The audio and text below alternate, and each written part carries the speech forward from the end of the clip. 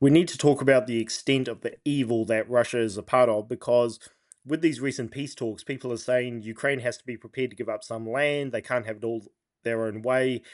America's tired of funding everybody else's wars and all of that, but they don't know about what Ukraine is actually having to deal with their children who are surviving these bombing attacks, being abducted, trafficked, and indoctrinated by the Russian regime. We recently saw that lady testify that some of these kids are getting sent to indoctrination camps in North Korea, No, no, they're and going to they could holiday be, camps. They're going to holiday. They're going to holidays in North Korea, right? yeah, Didn't you know? These camps exist in occupied territories in Russia, in Belarus, and in North Korea. In this photo, you can see 12-year-old Misha from the occupied Donetsk region. And in this one, 16-year-old Lisa from occupied Simferopol. They were sent to the Sondovon camp in the North Korea. At 17, boys received draft notices into the Russian army. The ultimate goal is clear and quite genocidal: to make Ukrainians kill each other. yeah, they're probably going to be sent to the front lines, and this is evil we have not seen in decades. When I brought this up to Jeff, he mentioned the Turkish sultanates doing this to Christians 500 years ago, but kids getting sent to indoctrination camps by the people who are sending rockets into their cities, this is stuff that we have not seen in modern warfare. And of course, the Ukrainians, they can't take any peace deal that doesn't involve security guarantees because the exact same thing is going to restart whenever the Russians want it to happen. And this is cultural extinction they're dealing with. And so many people don't know about this. Can you just outline how evil this is and when have we seen this, if ever, in our lifetimes? Importing and transferring children from Ukraine to Russia. Are you a war criminal? Это очень смешно. Я мать. Этим все сказано. Well, I believe the Nazis were doing this in World War II. You know, they were capturing people and young kids and indoctrinate from conquered countries and putting them into their army to fight their own countrymen. But the Soviets have been doing that for a long time. But some of these young kids are actually being put in the military and sent to fight against their own people. Can you imagine the disgusting what kind of sick human being would do that? You know, the goal of communism isn't just to subjugate countries, it's to destroy human minds and spirits. You know, you turn a child against his own country, how much psychological damage will that do even if the child survives? You're damaged for life. It's evil beyond measure. Destruction of the innocence of children. So this has been a common tactic of, you know, totalitarian movements for a long time, but the Nazis certainly did it. The Soviets have been doing it since the Bolshevik Revolution. You know, they would capture, you know, go into the Caucasus. They were capturing kids from the Caucasus and taking them back to Russia, then you know, turning them, making them into good little communists, etc. And then they would send, after the war, they would either use them in the war or send them back to become the new bosses, you know, loyal to their wonderful Moscow masters. So we're dealing with evil there. And that question, why don't they just sue for peace?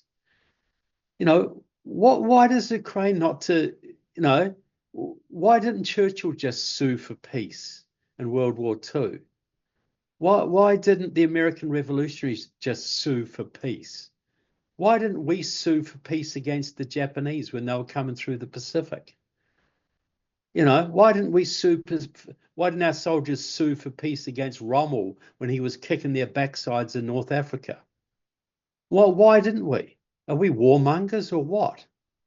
You know, the Ukrainians know they have lived under Russian occupation. They know of the systematic torture, the castrations, the rapes, the killings, the executions that happened to their prisoners behind when they're captured by the Russians.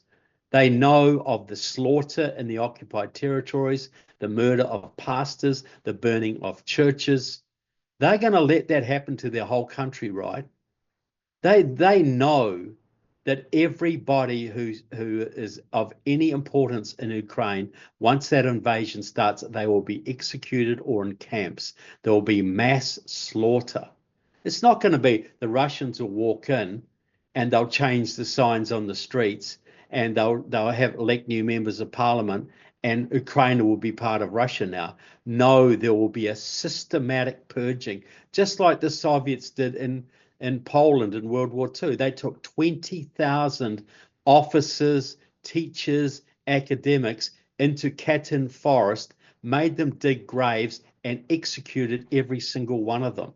They will do exactly the same to any Ukrainians who can't escape, that are of any importance. So you're going to surrender your country to that? How do you look yourself in the eye? How do you look your kids in the eye if you do that? They would rather die than surrender to the Russians. And I commend them. I wish I had their courage. Well said. And I've noticed that throughout this year, less people are buying the Russian lies because it was kind of easy to get away with it and get people to buy into these lies when everybody hated Biden and he was like the worst president on everything in history. Whereas Trump, because he's tried concession after concession after concession and he's taken Putin's side and he's thrown Zelensky under the bus non-stop, and Putin has done nothing but spit in his face, send more rockets into Ukraine, bomb more cities, build up for bigger offensives. People are starting to realize more and more that he will not cooperate, and this is not about NATO. They don't understand the extent that you and I do. Unfortunately, because the mainstream conservatives are either bought off or they don't know what's going on. Like Ben Shapiro is very good, but Alex Jones, Jack Posobiec, Steve Bannon, they're still there. Kim Iverson has bought into this recently. Megyn Kelly has gone way too far to the left. Liz Wheeler doesn't know what's going on. Patrick David is very much a Joe Rogan normie populist on this kind of topic, so he doesn't know what's going on. So the Conservatives in the mainstream are still letting us down. JD Vance is being pushed heavily by TPUSA, but a lot of the public are starting to see the truth more and more. Yeah, and certain will, but you think, and that I was very heartened. Over about 60% of American Republicans still want to support Ukraine, and they have been targeted and targeted and targeted with Russian propaganda. I think you go to most Western countries and still the majority wants to support Ukraine. It is only the Russian influences and their useful idiots here that are very vocal give one the impression that they are, that this is a general feeling we should surrender Ukraine and why should we be involved and why is this warmonger Zelensky refusing to surrender his country? Where do we ever look at any place in history and think it was noble to surrender your country to a conqueror? When has it ever been considered a good thing to do? We admire Winston Churchill. We don't admire Neville Chamberlain, do we? We admire George Washington, not Benedict Arnold.